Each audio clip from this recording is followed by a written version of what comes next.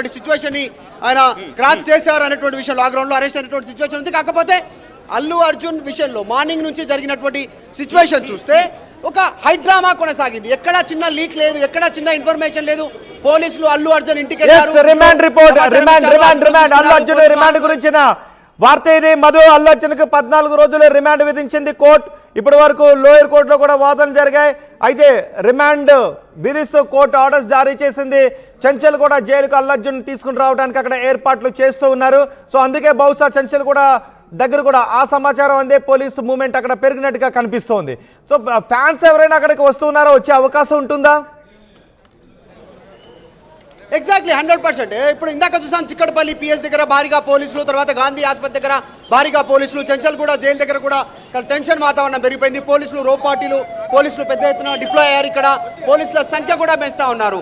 ఇక్కడ అధికారికంగా దీనికి సమాచారం రావడంతో రిమాండ్ అనేటువంటిది ట్రాఫిక్ కూడా క్లియరింగ్ చేస్తా ఉన్నారు. వన్ వే మొత్తం క్లియర్ చేసే అవకాశం ఉంది. ఈ ఇప్పుడు కనిపిస్తున్న ఈ ట్రాఫిక్ అంతా కొద్దిసేపట్లో మధు మీరు కొద్దిసేపు అందుబాటులోనే ఉండండి. అల్లు అర్జున్ తరపు వాదనలు వినిపిస్తున్న నిరంజన్ రెడ్డి ఒక విషయాన్ని కోర్టు దృష్టికి తీసుకువెళ్లారు.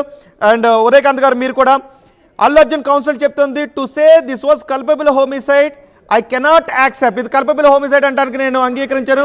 If something goes wrong the police will say we are not responsible, somebody else is responsible. ఇది కోర్టు దృష్టి తీసుకువెళ్లారు. అల్లు అర్జున్ కౌన్సిల్ చెప్తుంది this is completely travesty and infringement of personal liberty. What Supreme Court says is very clear. Interim orders are permitted అని Allu Arjun council court ముందు వాదన వినిపిస్తున్నారు. ఎలా చూడాలి దీన్ని? Certainly yes అని చెప్పొచ్చండి. నేను ఫస్ట్ నుంచి కూడా remand report. What was the argument? What argument? It's on remand report. The argument is on remand report, not on bail. అన్న ఏమన్ అల్లు అర్జున్ తరఫున న్యాయవాదులు ఏం ఆర్గ్యుమెంట్స్ ఇచ్చారు? అదే షారూక్ ఖాన్ గారి గత కేసులు ఉన్నాయి, దాంట్లో కూడా చనిపోయిన దాఖలాలు ఉన్నాయి. సో అందులో కూడా సుప్రీం కోర్టు జడ్జిమెంట్స్ ఉన్నాయి. సో ఆ సుప్రీం కోర్టు జడ్జిమెంట్ ప్రకారం అక్కడ ఎలాంటిది కూడా యాక్షన్ తీసుకోవాలి అని చెప్పారు. సో దాని బేస్ ఇవ్వండి అన్నారు. బట్ అది బెయిలబుల్ కి వర్తిస్తుంది అని చెప్పారు పీపీ గారు. సో ఇక్కడ రిమాండ్ చేయొద్దు అనే కారణాలు లేవని చెప్పారు. సో ఇక్కడే ఒక సెలబ్రిటీ అయ్యి అతనికి నాలెడ్జ్ ఉన్నది, అక్కడికి వెళ్తే సో సెలబ్రిటీ నాలెడ్జ్ ఉండి అక్కడ పోయినందుకు కారణమైందని చెప్పడం జరిగింది. దాని ద్వారా దాన్ని చెప్పడం జరిగింది.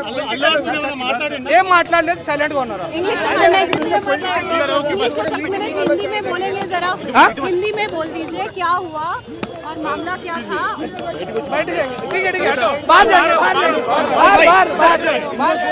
ఇది ఒకవైపు అల్లు అర్జున్ తరపు న్యాయవాదులు వినిపించినటువంటి వాదనలు ఏవైతే ఉన్నాయో వాటి ద్వారా కూడా జడ్జి ఏకీభవించలేదు అని చెప్తున్నారు న్యాయవాదులు. ఒకవైపు గతంలో ఉన్నటువంటి జరిగినటువంటి సిచ్యువేషన్, షారూక్ ఖాన్ కి సంబంధించినటువంటి అంశాన్ని వీటన్నిటిని కూడా లేవనెత్తారని చెప్తున్నారు. ఒక్కసారి ఇచ్చేటువంటి మాట్లాడేటువంటి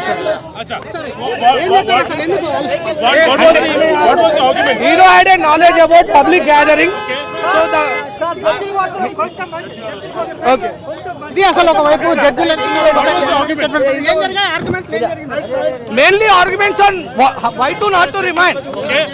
It is not about the bail. So it's not about remand. The hero totally had a knowledge about the public gathering. So he come with road show. He didn't take any permission for the road show. So that's why the PP had argumented to the judge that he didn't take any permission for the road show. That's why this incident happened. He had a civil right, constitutional right that he can watch a movie as a citizen, but he can't come as a road show. The PP clearly stated that he didn't take permission for the road show. Then what did the judge say? Yeah, he had obeyed with that the PP argument. That's why he had remanded now. Put in the judicial custody. Yes.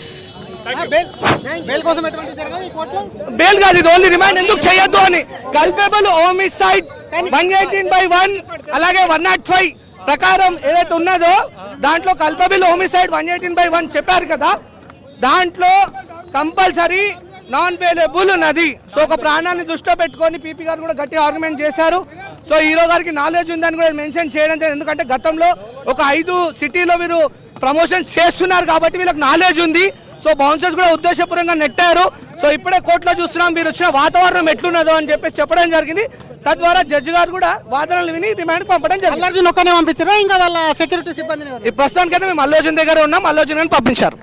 ఇది అసలు అల్లార్జున్ కు సంబంధించి మాత్రం అల్లార్జున్ శ్రీధర్ మీరు కొద్దిసేపు అందుబాటులోనే ఉండండి. హైకోర్టులో చాలా ఇంట్రెస్టింగ్ వాదనలు చోటు చేసుకుంటున్నాయి. బెంచ్ కూడా పీపీని తిరిగి అడిగారు, మేము దీన్ని క్వాష్ చేయమంటారు అంటూ కూడా అడిగారు.